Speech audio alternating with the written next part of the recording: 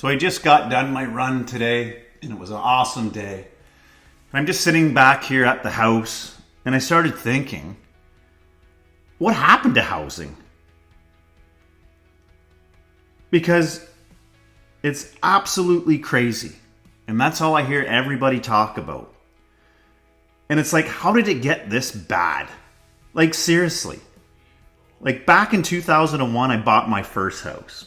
And I believe I paid $104,000 for it. My income was about $35,000 a year. And I was working at a decent job. It was nothing fancy. It was one of the local factories. And very competitive with the local area. So I was able to save up quite a bit of money by living at home for about 4 months before I got this job.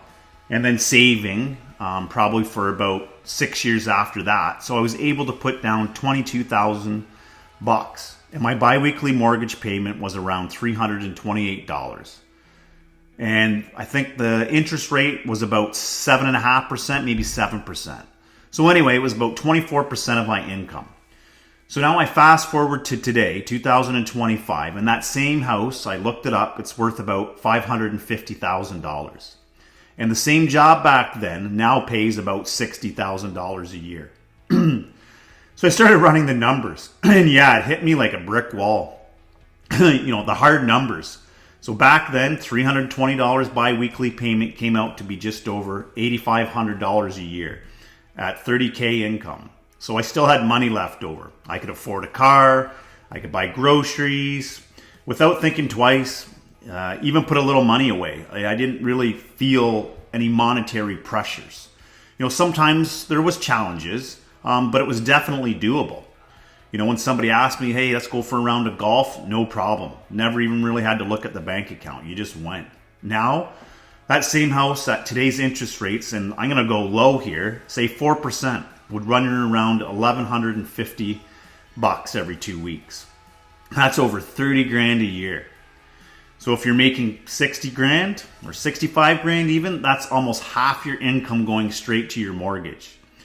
If you want to keep it the same 24% ratio I had back then, so we can compare apples to apples, you'd have to be making between 120 to 125 grand a year to afford the same house. So yeah, the math checks out. Housing just didn't go up. It outpaced income by at least 5 times. So what's the bigger system here, I was thinking. So how did this happen? Well, people love to say it's the free market. And that explains everything, But let's be honest, the system's been steered. Especially after 2008 and again during the COVID crises. Interest rates were slashed to historic lows. Suddenly borrowing got cheap. People would, offer more for homes, so prices went up. And then up some more. Speculators jumped in. Investors started buying second, third, fifth, 6 properties sometimes. Big companies started treating housing like a stock portfolio. Blind bidding became normal, and regular folks got caught up in the panic, afraid to miss out, afraid to get priced out forever. Meanwhile, governments were too tied up in the market to slow it down. Property taxes, development fees, and the illusion of a strong economy, all riding on real estate. Really? So it snowballed. And we're left trying to catch up, and it's basically a moving target. So these hidden costs of these modern society are 20 years exposed, basically, and the part that nobody really wants to talk about. Even if you make more today, even if our salary doubled since 2001, it still doesn't feel like we have more. And the answer to that is you don't. Back then, I didn't have a smartphone. So I didn't have that bill. I didn't have to pay any streaming service subscriptions. No delivery apps draining my bank account every week. No $3,000 laptops or $1,200 iPhones for every couple of years because the built-in obsolescence to these devices is part of a marketing strategy. I had internet, sure, but it was dial-up. $20 a month, and it didn't follow me all around all day. And we didn't have all these endless monthly charges. We bought something once, we used it and broke it, but we knew it was on its last legs. It wasn't like we just got it or anything like today's things. So yeah, we had less stuff, but somehow more money left over. Today's life feels like you make more, but you own less. So I reflect on everything I've said, and I start to think about, that maybe I sound like I'm complaining, but I don't want to say all this to complain. I had my chance.